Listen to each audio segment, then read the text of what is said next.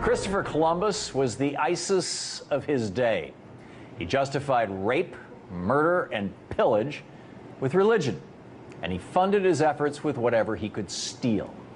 Today, while millions across America are celebrating Columbus Day, the city of Seattle is celebrating Indigenous Peoples Day. That's because last week the Seattle City Council unanimously passed a resolution to honor the contributions and cultures of Native Americans on the second Monday of October. While Seattle's decision may seem unusual, it's actually part of a growing trend.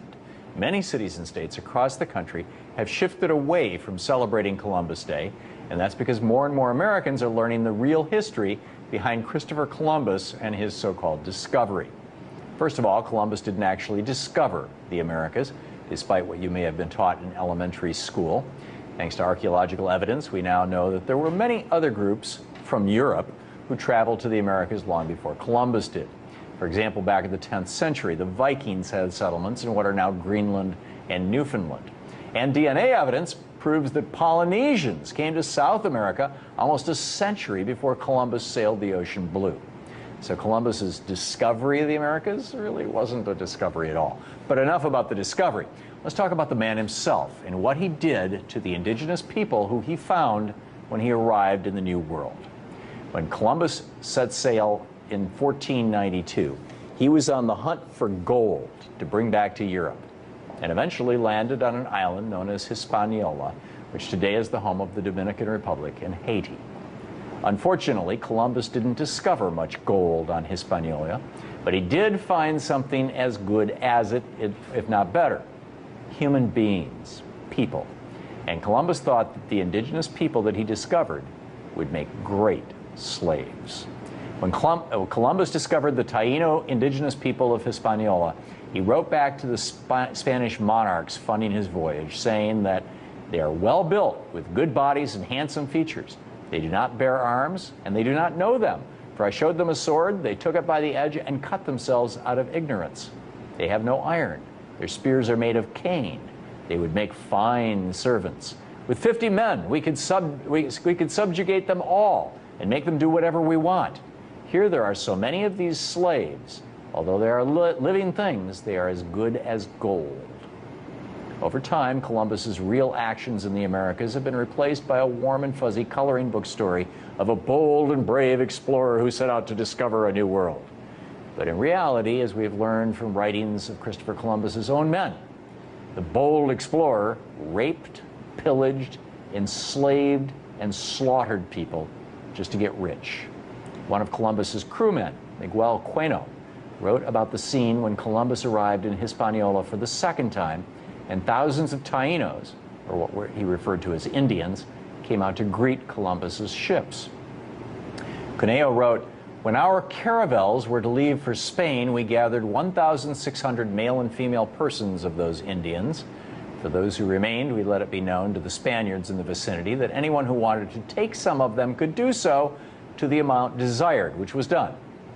Bueno also wrote that he took his own sex slave, a beautiful young girl, who, in his own words, quote, "resisted with all her strength," end quote, leaving him with no choice but to, quote, "thrash her mercilessly and rape her," end quote.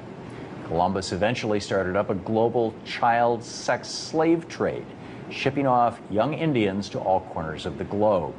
He even bragged about it to a friend in a letter written in 1500, saying that 100 castellanos, it's a Spanish coin, are as easily obtained for a woman as for a farm.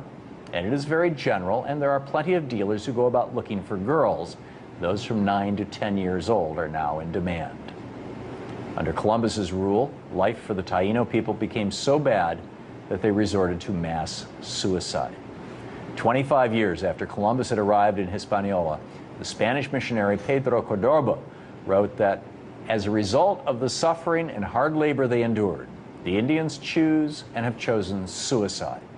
Occasionally, 100 have committed mass suicide. The women, exhausted by labor, have shunned conception and childbirth. Many, when pregnant, have taken something to abort and have aborted. Others, after delivery, have killed their children with their own hands so as not to leave them in such oppressive slavery. Eventually, Columbus resorted to wiping out the Taino altogether. Prior to Columbus's arrival in the New World, Scholars place the population of Haiti, Hispaniola, at around 1.5 to 3 million people. By 1496, it was down to 1.1 million, according to a census done by Bartholomew Columbus, Christopher Columbus's brother. By 1516, the indigenous population was at 12,000. And by 1542, fewer than 200 natives were alive on Hispaniola. By 1555, every single native was dead, every last one. Knowing what we know now about Columbus's real intentions and actions, it's pretty ridiculous to be celebrating a man who didn't actually discover anything and who kicked off a genocide of historic proportions. If Columbus was robbing, raping, and pillaging Western Hemisphere island nations today, we'd probably be bombing him from the air. It's time to put the shameful history of Columbus and his enslavement and murder of Native Americans behind us, and instead start celebrating the indigenous peoples who called the Americas home long before Columbus ever set sail.